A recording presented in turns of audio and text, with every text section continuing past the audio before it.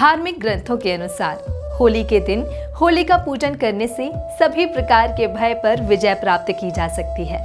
इस दिन होली का पूजन करने से शांति, समृद्धि और धन की प्राप्ति होती है। ऐसा माना जाता है कि होलिका सभी प्रकार के भय को दूर करने के लिए बनाई गई थी। इसलिए होलिका दहन से पहले होलिका, हालांकि जो एक राक्षसी थी, प्रहलाद के साथ उसकी भी पूजा की जाती है। होलिका दहन शुभ मुहूर्त में ही करना चाहिए, क्योंकि गलत समय पर होलिका दहन करना दुर्भाग्य और पीड़ा ला सकता है। इसलिए आइए जानते हैं इस वर्ष के होलिका दहन का शुभ मुहूर्त। इस वर्ष होलिका दहन 17 मार्च को किया जाएगा, जिसमें पूर्णिमा तिथि का प्रारंभ 17 मार्च 2022 को दोपहर 1:29 से होगा और पूर्णिमा तिथि 18 मार्च 2022 को दोपहर 12:47 पर समाप्त होगी। इसी के साथ होलिका दहन का शुभ मुहूर्त रात 9:20 से रात 10:31 तक रहेगा। आइए अब जानते हैं होलिका दहन की पूजा सामग्री के बारे में।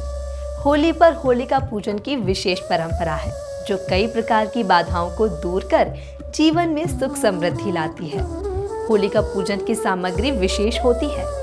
पूजन में गाय के गोबर से होलिका और प्रहलाद की प्रतिमाएं बनाते हैं।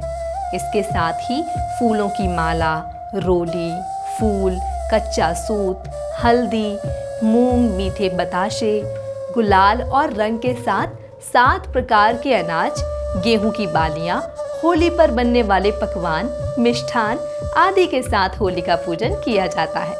होलिका पूजन पूर्व या उत्तर दिशा की तरफ मुख करके ही करना चाहिए और भगवान नरसिंह की पूजा भी करनी चाहिए। आइए अब जानते हैं होलिका की स्थापना करने की विधि के बारे में। सबसे पहले जिस स्थान पर होलिका रखी जाएगी उसे गाय के गोबर और गंगा जल से साफ कर लीजिए।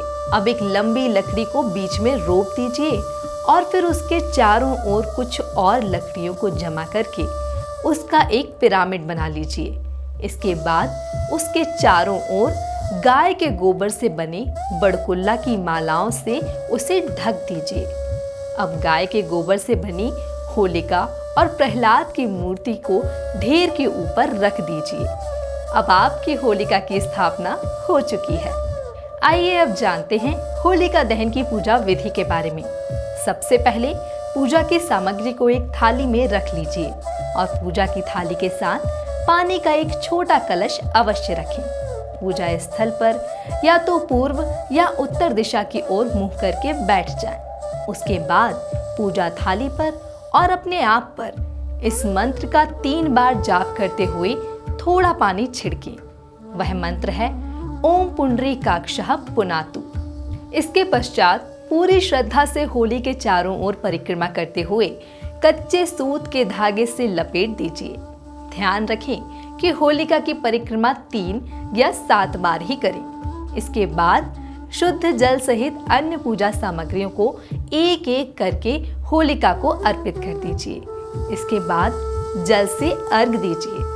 होलिका दहन के बाद होलिका में कच्चे आम, नारियल, सतनाज, चीनी के खिलौने, नई फसल इत्यादि की आहुति दी जाती है। सतनाज में गेहूं, उड़द, मूंग, चना, चावल, जौ और मसूर मिश्रित करके आहुति दी जाती है। तो दोस्तों, ये थी होलिका दहन की पूजा विधि। अभी के लिए बस इतना ही। मिलते हैं श्री मंदिर की खास पेशकश होली विशेष के एक और नए वीडियो के साथ, जिसमें हम जानेंगे होली से जुड़े रहस्य और पौराणिक कहानियों के बारे में। तब तक के लिए आप अपना और अपने परिवार का ख्याल रखिए और होली के उत्सव का आनंद लीजिए श्री मंदिर ऐप के साथ।